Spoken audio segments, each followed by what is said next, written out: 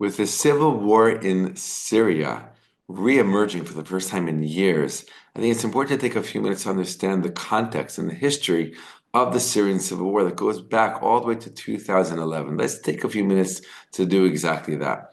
Shalom, my friends. This is Akiva Gersh with Israel in 5, where we give you everything Israel in 5 minutes. Please like and subscribe. And if you have any questions or want to keep the conversation going, please do so below in the comments. As a neighboring country of Israel, what happens in Syria does impact Israel. And it's very important for Israel to keep its eyes on the events in Syria. And Israel has been doing that for many, many years, but in maybe possibly a lessened manner, because the Syrian Civil War that began in 2011 has really not been existent for quite some time, for many years now. But in just the past few days, as we shared yesterday in our weekly war update, this has reemerged with rebel forces taking over villages and significant parts of the major city in Syria, Aleppo, killing dozens of Syrian army soldiers. This came as a surprise to President Assad, who, with the help of other countries like Russia and Iran, held back and pushed back against rebel forces that were fighting it and him and his government and his military for many, many years in the beginning years of the civil war. This has surprised him, and now he's on the defensive. The army is right now planning its response to this surprise lightning attack.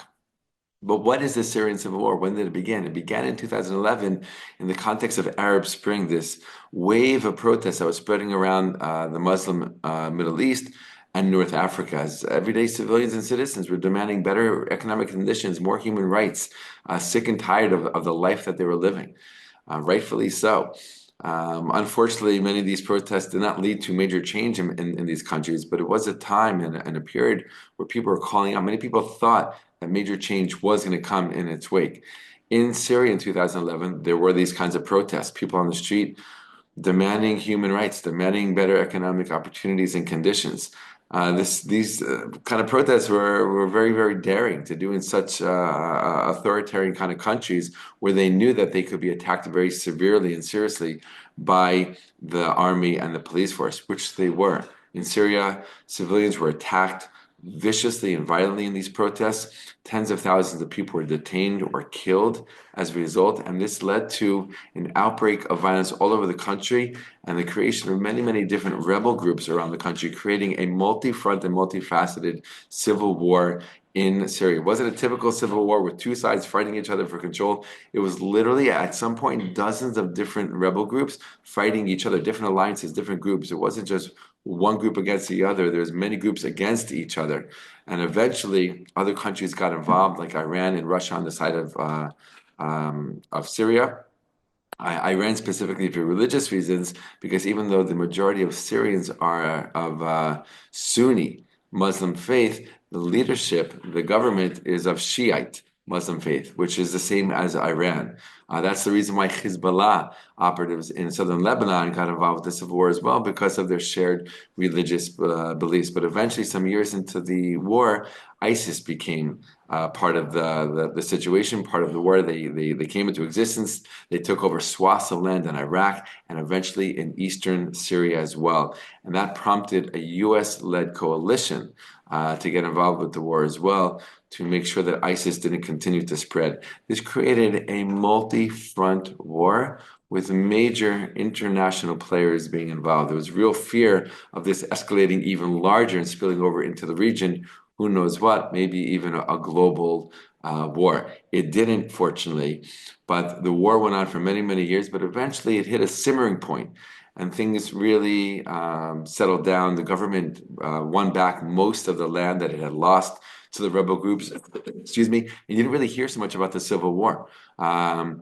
At its height, I think it's very important to say that hundreds of thousands of people were killed and millions of Syrians left their homes and were either internally displaced or left the country and sought refuge in other countries. Millions of people, over 500,000 Syrians were killed, right? Have to say this as well. Did you ever see one protest against what was happening? Right, 500,000, if not more, people were killed, and there were barely any protests, if any protests around the world, condemning what was happening.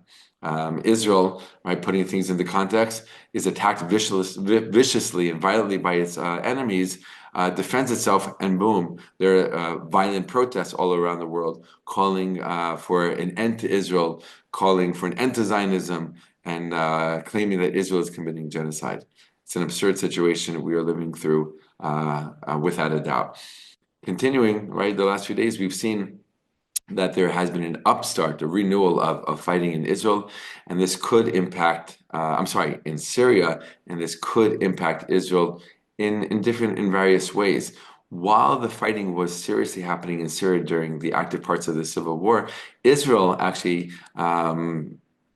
took advantage, so to speak, and sent in many aerial raids and attacks into Syria, over Syrian territory, to make sure that Israel's borders were safe, specifically as it related to Hezbollah. Any movements of arms through Syria into the southern Lebanon, which were going to go to Hezbollah, Israel would attack. Manufacturing plants that were manufacturing weapons that would be sent to to Lebanon, to the Hezbollah terrorist organization to be used against Israel one day, which that day we know already came, was these places were attacked as well, damaged if not destroyed. So Israel took advantage, rightfully so, of the chaos that was happening in Syria to defend itself and to make sure that it was protected.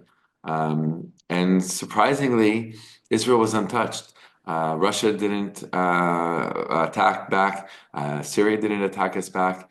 Really, Israel almost had like a green light going in almost every day for some time, at least for some periods of time, to make sure that anything that was a threat to Israel's safety and security was damaged or destroyed during this time.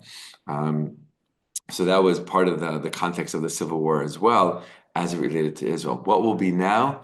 Israel obviously has its eyes on Syria and the unfolding of events. As we said yesterday, for the time being, for the near future, it is a positive thing for Israel because Hezbollah operatives are moving back into Syria to once again fight on the side of the government against these rebel forces. That will help the ceasefire with Israel and Lebanon to stay intact, at least for some time.